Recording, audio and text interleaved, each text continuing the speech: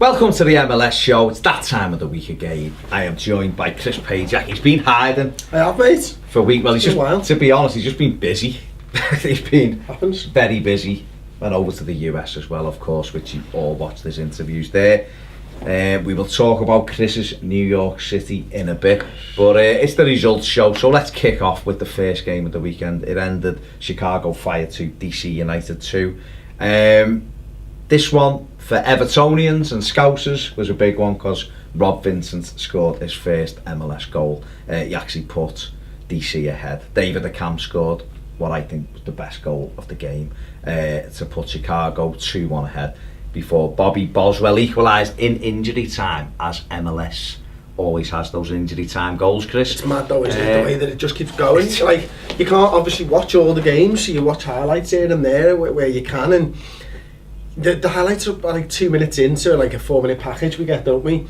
And then like 80 minutes and you're thinking, what else is here? There's like half the highlights left, and they always seem to come at the end of the game. Always, mate. They go right to the end. They're two teams, of course, Chicago Fire, bottom of the table. But you were pointing out something interesting in terms of the goal difference. We'll look at that as we go through. But I hadn't noticed that until you pointed it out. It's mental. Which is absolutely berserk. But Chicago Fire, bottom of the pile. But they've had their planning really for next season. They keep having these results. DC United, of course, in the race for that final place in the Eastern Conference alongside New England Revolution and Orlando City. But that one ended 2-2. It was a decent result. Do you think the Impact are out of that now then? Do you think they're safely entrenched in that zone?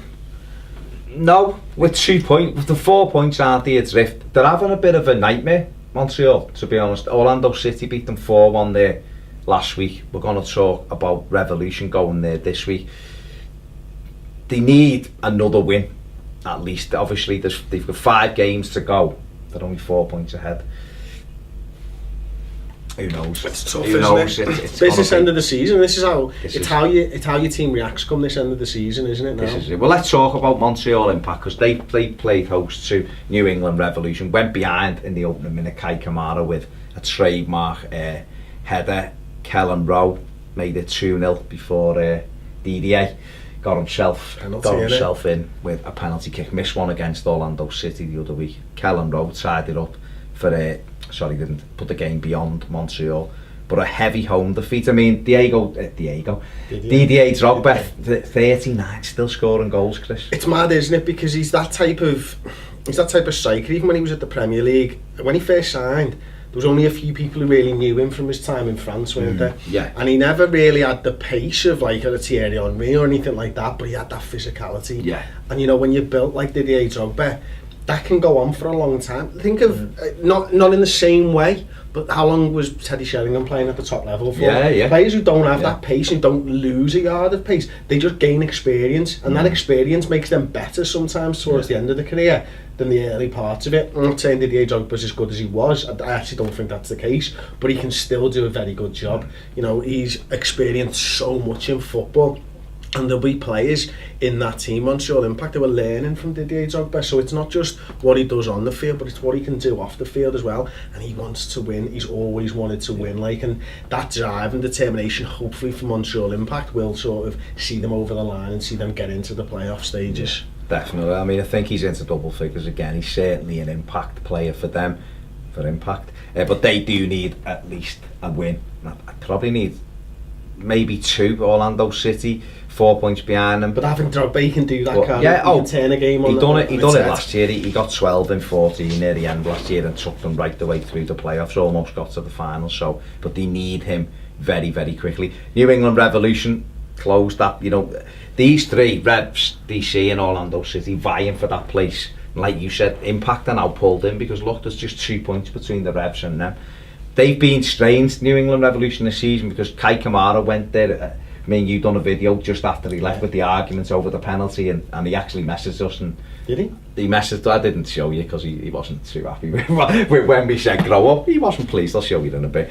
But oh come on! I can't believe you don't show me this. But it hasn't quite worked for him. He started to score a couple of goals again lately, but they actually had 2 great results the 2 weeks he was on international duty when they played with a different striker. But Agadelo's got in. He scored 3 and 3 or 4 and 3.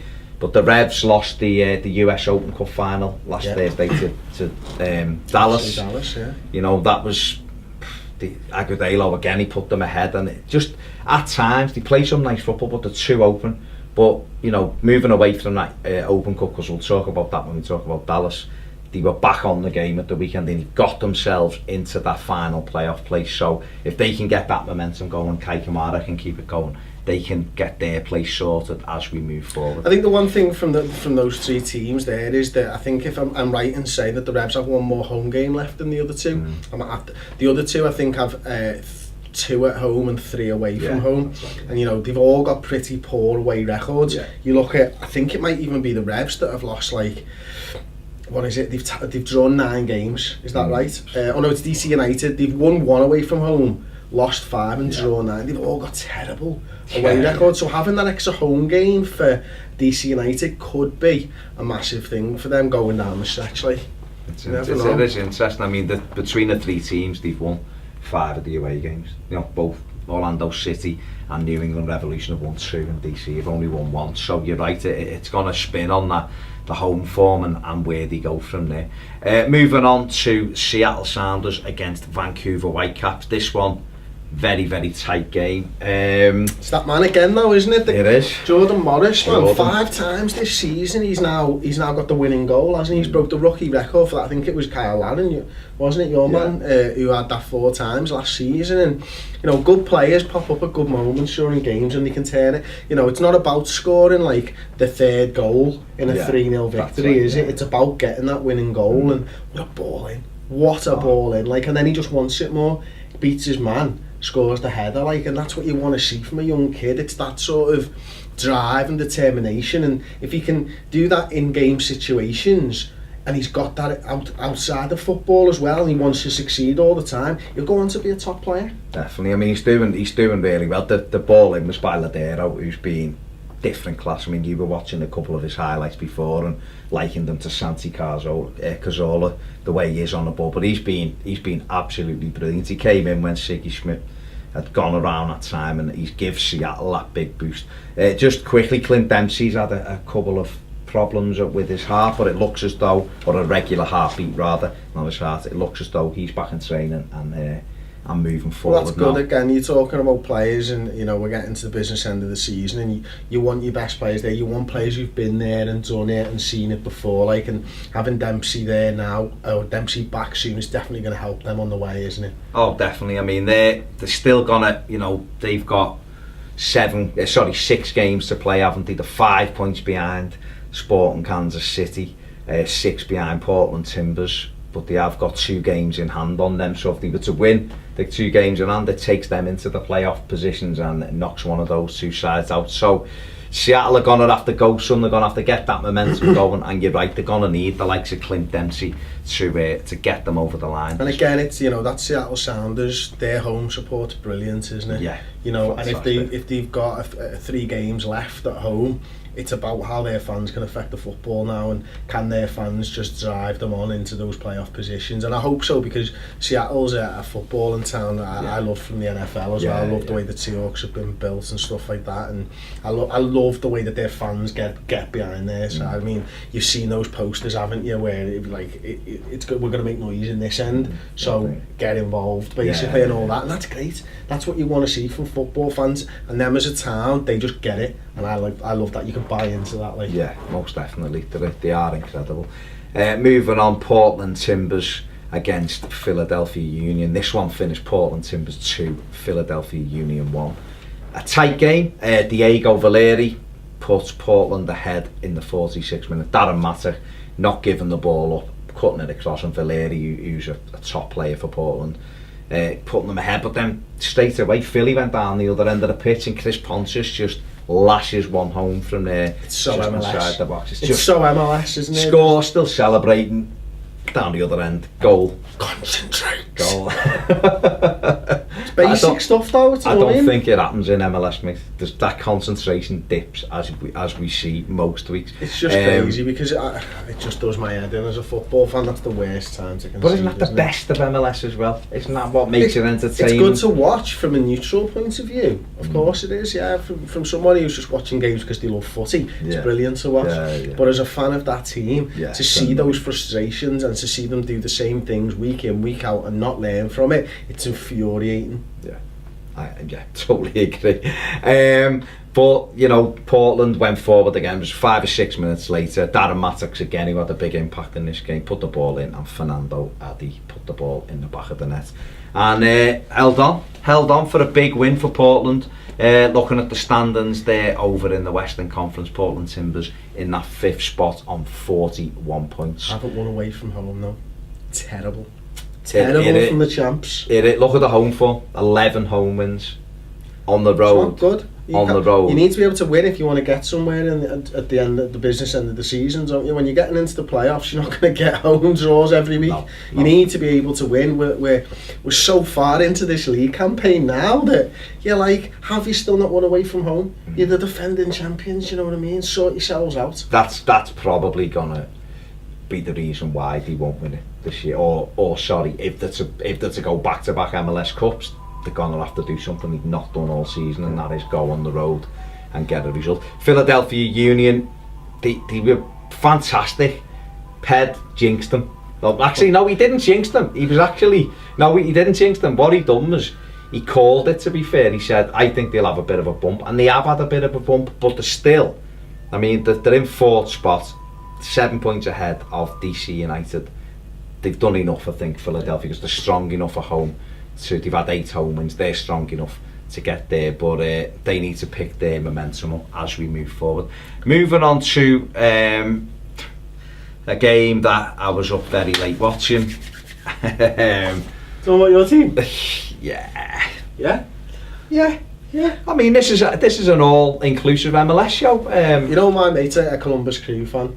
Right, okay. And he goes to all the games and stuff like that, mate. Fantastic. They've been absolutely buzzing. Yeah, well, nice of them to, glad that Columbus had something. Steve Tashan actually messaged me, I'd tweeted something about 3 o'clock in the morning, I was getting into bed. Steve, just give me a little wave. He used to be at Everton, he's now the fitness trainer over at Columbus Crew. But yeah, this was disastrous for Orlando City, because they're going for that playoff place. And you just don't know what you're getting off Orlando. That's the reality at the moment. Obviously replaced Adrian Heath with Jason Christ. He come in, knows the league and everything else. He was at New York City. Very successful at Real Salt Lake. Didn't have a great campaign at New York last year. He's come in, and obviously it's going to take him time to do what he wants.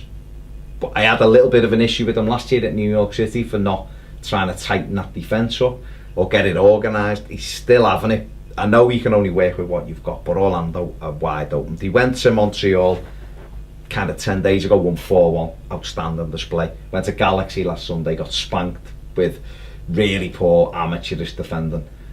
Fair enough, you know, leggy, been on the road for a couple of days. Come home against Columbus Crew, which is a big game at the Camping World Stadium, as it's known now. And you saw the goals yourself. Hey, look, right. You're having a go at the manager. Is it the manager's fault for some of them goals? Because you can say that there might be a little bit too much space in between the defenders. You know, there might be 13 yards apart as opposed to 10 yards apart. But that defending's shocking.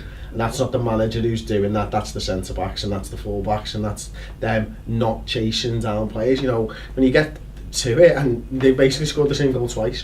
One through ball, and then a ball across the keeper, because the defenders aren't trying to keep up with the strikers. That's terrible defending. That's nothing to do with the manager. But, and I'm not leaving this at Jason Christ's door. No way, because this happened under Adrian Heath as well. The criticism of Jason Christ, and it's only a little criticism at the moment because he's not been there long enough, is that they seem to have lost what they had under Adrian Heath. Under Adrian Heath, they were brilliant going forward. They just couldn't keep the door shut, and that you got what you got with them.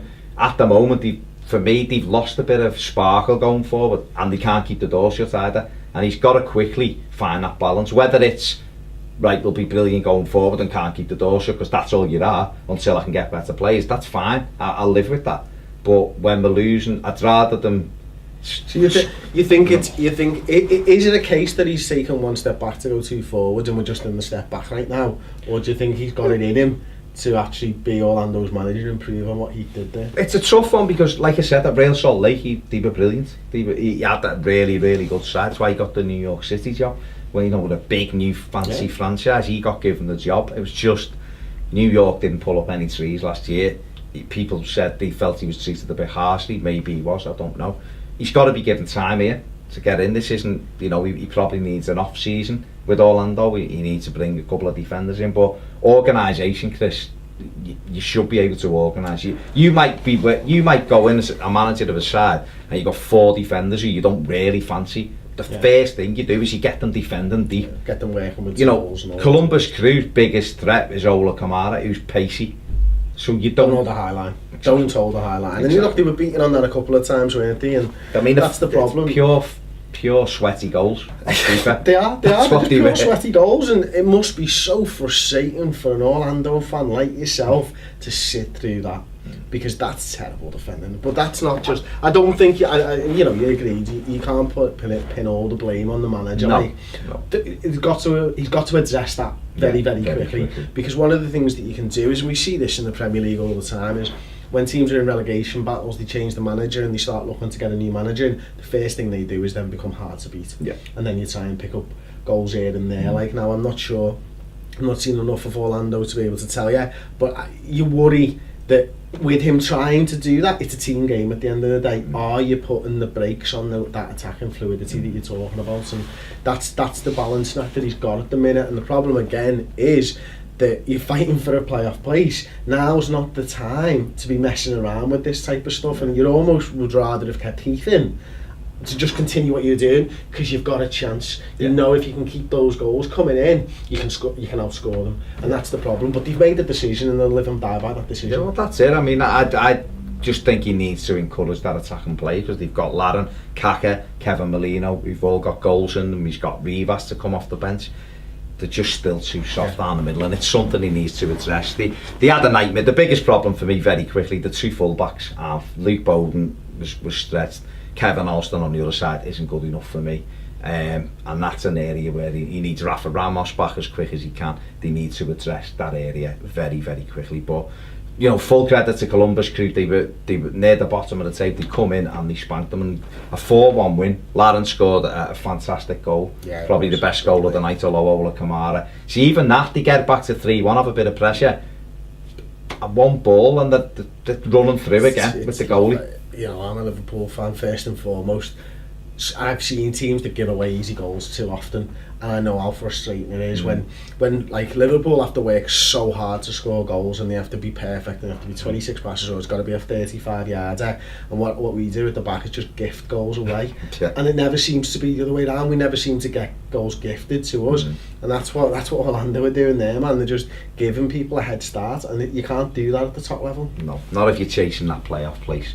They're still in the mix, there's no question about it, but they're gonna, you know, game in hand on the Revs. They win the game in hand, they're above New England Revolution, but DC United are in exactly the same position. So I think that's a fight for that final place that's gonna go right to the wire, without a shadow of a doubt. Got himself in with a penalty kick, missed one against Orlando City the other week. Kellen Rowe tied it up for didn't put the game beyond Montreal. But a heavy home defeat. I mean, Didier Drogba, 39, still scoring goals, Chris. It's mad, isn't it? Because he's that type of striker. Even when he was at the Premier League, when he first signed, there was only a few people who really knew him from his time in France, weren't there? Yeah. And he never really had the pace of like a Thierry Henry or anything like that, but he had that physicality. Yeah. And you know, when you're built like Didier Drogba, that can go on for a long time. Think of not in terms of the goal distance. We'll look at that as we go through, but I hadn't noticed that until you pointed it out. It's mental, which is absolutely berserk. But Chicago Fire, bottom of the pile, but they're planning really for next season. They keep having these results. DC United, of course, in the race for that final place in the Eastern Conference alongside New England Revolution and Orlando City. But that one ended 2-2. It was a decent result. Do you think the impact are out of that now then? Do you think they're safely entrenched in that zone? No, with 2 points, with the 4 points aren't they adrift, they're having a bit of a nightmare Montreal, to be honest. Orlando City beat them 4-1 there last week. We're going to talk about Revolution going there this week. They need another win, at least. Obviously, they've got 5 games to go. They're only 4 points ahead. Who knows? It's tough, Who knows? isn't it? It's business end of the season. This is how your team reacts come this end of the season, isn't it? Now? This is it. Well, let's talk about Montreal Impact, because they played host to New England Revolution. Went behind in the opening minute. Kai Kamara with a trademark header. Kellen Rowe made it 2-0 before DDA got himself. Cam scored what I think was the best goal of the game to put Chicago 2-1 ahead, before Bobby Boswell equalised in injury time, as MLS always has those injury time goals, Chris. It's mad though, isn't it, the way that it just keeps going. Like, you can't obviously watch all the games, so you watch highlights here and there where you can, and the highlights are like 2 minutes into like a 4-minute package we get, don't we?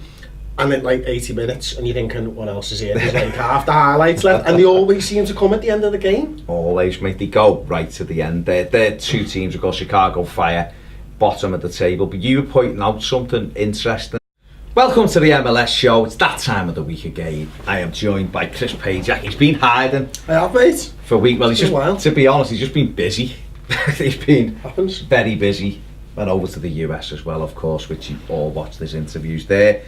We will talk about Chris's New York City in a bit, but it's the results show, so let's kick off with the first game of the weekend. It ended Chicago Fire 2, DC United 2.